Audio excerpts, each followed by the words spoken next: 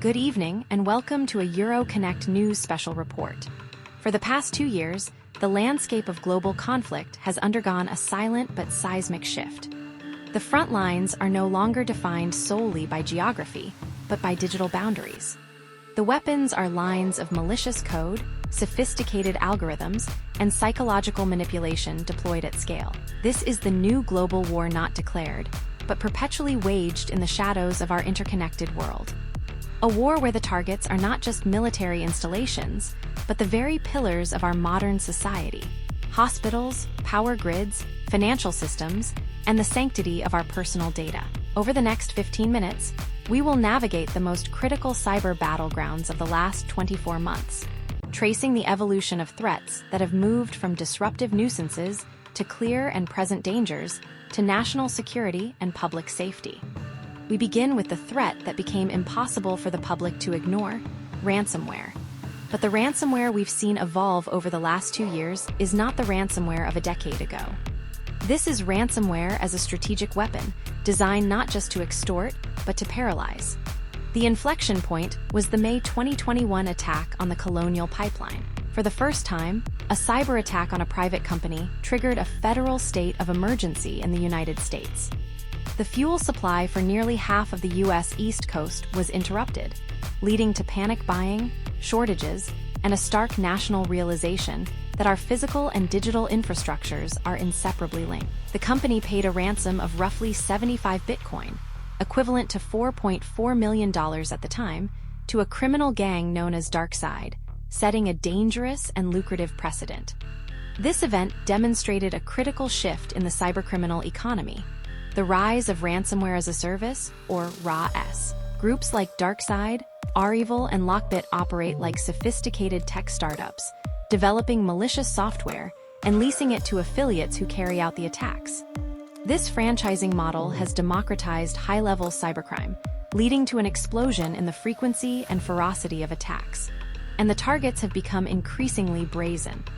If Colonial Pipeline was the warning shot, the attack on UnitedHealth Group's subsidiary, Change Healthcare, in February of this year, was a direct hit on the heart of a critical system.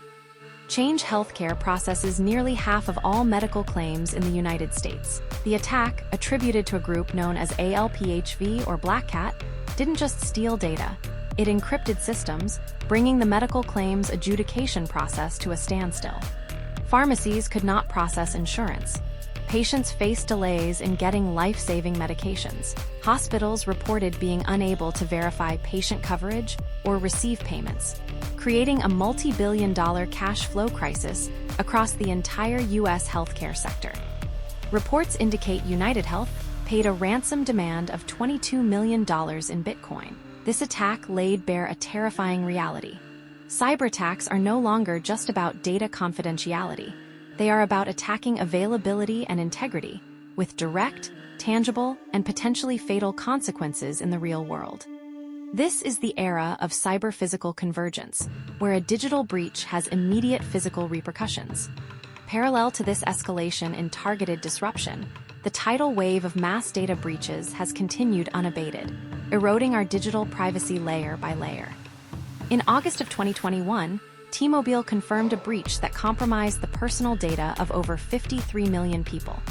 The data included names, addresses, social security numbers, and driver's license information. It was one of the largest breaches in history, and it was followed by another significant incident in 2023, highlighting persistent security challenges. Then, in late 2022, a more insidious breach occurred at LastPass, a leading password manager. The attackers, after initially breaching the company's systems in August, returned in November to steal encrypted customer password vaults. While the master passwords remained protected, the theft of these vaults containing website URLs, usernames, and passwords in an encrypted form created a ticking time bomb. If a user had a weak master password, criminals could dedicate immense computing power to brute force it, unlocking the keys to that user's entire digital life. This breach struck at the core of a trusted security tool, shaking public confidence in a fundamental best practice. And just last month, in March 2024, AT&T finally confirmed a leak of data impacting 73 million current and former customers. What made this event particularly notable was its timeline. The dataset, containing sensitive information like social security numbers, had been circulating on a dark web cybercrime forum for weeks. AT&T initially denied the data originated from its systems, only to later confirm it did. This incident underscores a grim reality.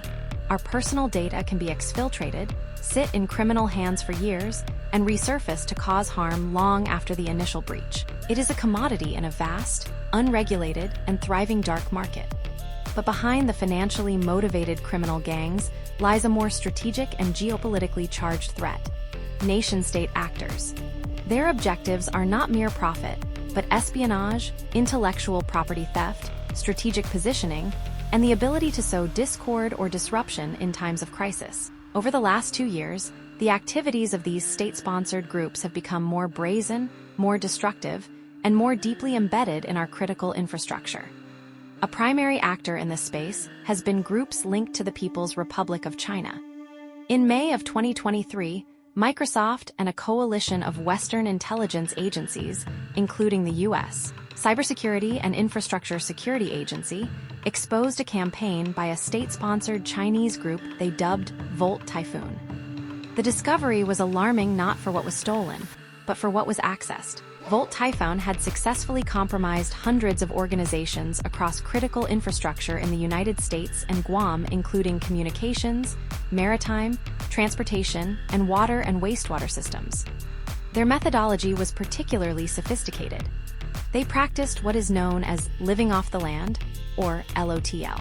Instead of deploying easily detectable malware, they used the target network's own built-in, legitimate administrative tools like PowerShell or Windows management instrumentation to move laterally, establish persistence, and gather intelligence. This makes them exceptionally difficult to detect, as their activity blends in with normal network administration. The consensus among analysts was that this was not traditional espionage. This was pre-positioning. It was the digital equivalent of placing sleeper agents inside power plants and water treatment facilities, with the capability to disrupt or destroy these systems in the event of a geopolitical conflict. It represents a fundamental shift in state-sponsored cyber activity, from data collection to preparation for potential kinetic effects. From Russia, the cyber strategy has been more hybrid, combining sophisticated intelligence operations with overt, disruptive attacks often carried out by so-called hacktivist proxies. Following the invasion of Ukraine in February 2022, groups like Killnet and Anonymous Sudan emerged. While their ties to the Russian state are often opaque, their actions align closely with Russian geopolitical interests. These groups specialize in distributed denial of service, or DDoS, attacks. They flood target websites, often government portals, media outlets, hospital networks, and airports in NATO countries with so much junk traffic that they become inaccessible to legitimate users. While these attacks are usually temporary and rarely cause permanent damage, their purpose is psychological and political. They are a form of digital harassment, a show of force, and a means of signaling support for the Kremlin's narratives. Alongside this noisy disruption, more stealthy Russian groups like Midnight Blizzard, formerly Nobelium, have continued high-level espionage, as evidenced by their recent breach of Microsoft's corporate email systems to gather intelligence on the company itself. This dual-track approach, loud disruption from proxies and quiet espionage from state intelligence, has become a hallmark of Russia's cyber doctrine, designed to keep adversaries off balance and impose a constant cost. The technological landscape of this conflict underwent a revolutionary shift in the last year with the widespread proliferation of advanced, generative artificial intelligence. AI has become the ultimate force multiplier, a game-changer accessible to both attackers and defenders. For malicious actors, AI tools have dramatically lowered the barrier to entry for conducting sophisticated social engineering attacks. The era of the poorly written phishing email, riddled with grammatical errors, is over. Now, tools based on large language models can generate perfectly written, highly personalized, and contextually convincing emails in any language. They can mimic the writing style of a colleague, a boss, or a trusted institution. This enables attackers to conduct spear phishing campaigns at an industrial scale, But the threat goes far beyond text. We have entered the age of the deepfake. In early 2024, a finance worker at a multinational firm in Hong Kong was tricked into transferring $25 million after attending a video conference call with what he believed were several company executives. All of them were sophisticated deepfake recreations. AI-powered voice cloning software can now replicate a person's voice with just a few seconds of sample audio, enabling terrifyingly convincing vishing or voice phishing attacks. The potential for fraud, corporate espionage, and political disinformation is staggering. A fabricated audio clip of a political leader making an incendiary statement could be used to manipulate markets or incite violence. AI has supercharged the oldest weapon in the cyber arsenal: deception. Yet in this new arms race, AI is also our most powerful potential ally in defense. Security companies and major tech firms are racing to deploy AI as a defensive shield. Microsoft's Security Copilot, Google's Chronicle, and a suite of tools from startups like SentinelOne leverage AI to analyze oceans of telemetry data, network traffic, endpoint logs, cloud activity in real time. These systems can identify subtle, anomalous patterns that would be invisible to a human analyst, correlating weak signals across a global landscape to detect novel attacks or sophisticated intrusions much faster.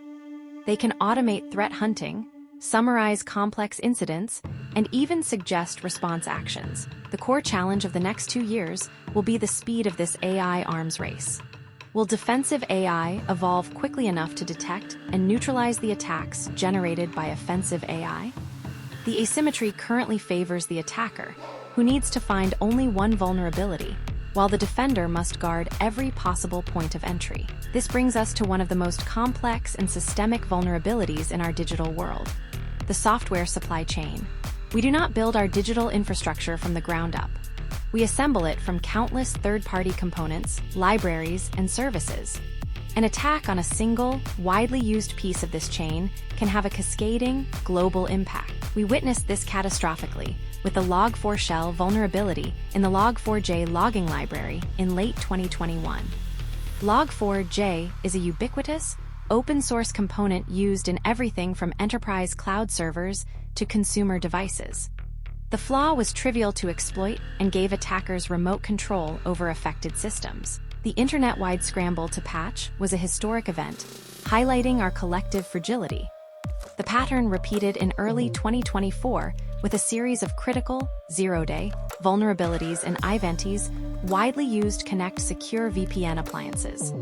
0 days are flaws unknown to the vendor, giving defenders no time to prepare a patch before exploitation begins. Chinese state-sponsored hackers were observed actively exploiting these Ivanti flaws to gain backdoor access to the networks of thousands of organizations worldwide, including government agencies and defense contractors.